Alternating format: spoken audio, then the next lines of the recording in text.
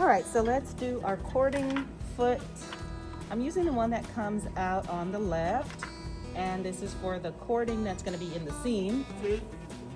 So I'm going to change the presser foot, and you can choose the left foot or the right foot, whichever one works best for you. I'm choosing the one where the needle comes out on the left. Make sure that it's screwed in all the way. And then your thread goes under and to the back of the machine.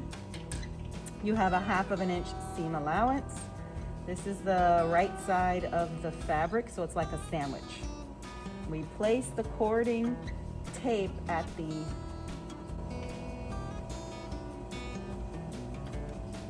notch. So you can see the cording is here, and where the tape starts, that goes at the notch, because we want to sew right there at the notch. All right, let's take a close look at what we're talking about. So here I cut a piece of fabric. That's the wrong side. This is the right side of the fabric. And my notches, I put them in blue so that you can see. So what we're saying is at the notch, that is where we place that spot right there, where the cording meets the zipper tape. So right here where they connect, that's what goes with the notch. So this is the right side of my fabric, and I'm gonna place this here. So fabric number 1 is down. Fabric number 2 is the final top, and the right sides are facing each other.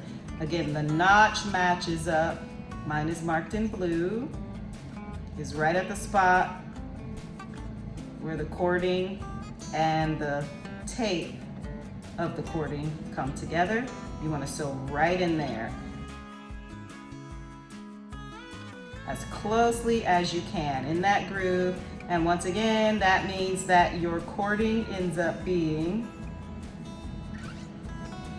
1/4 inch away from your edge here.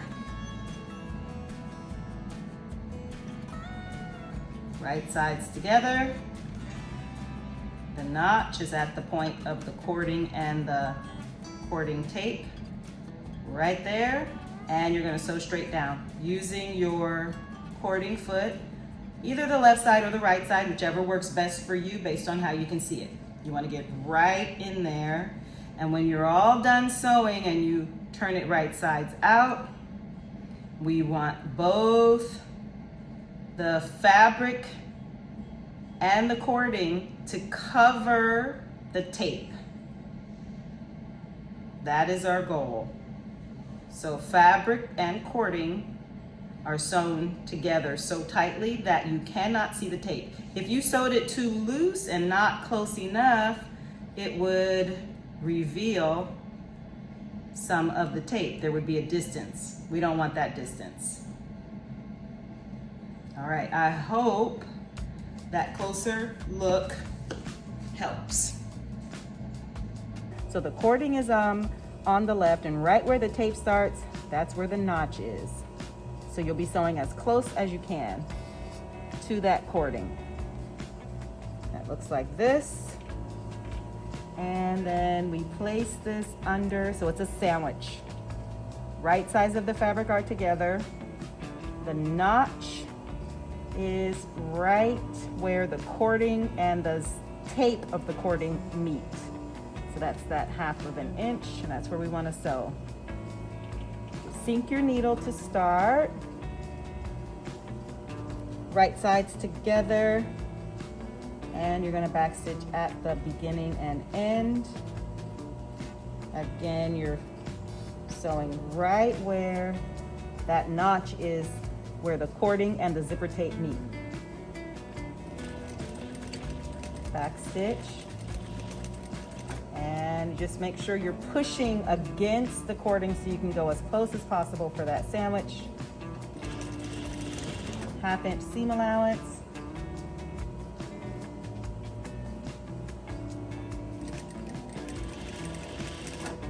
And I'm using my fingertip pressure to pull the fabric through. And then we need a back stitch at the end.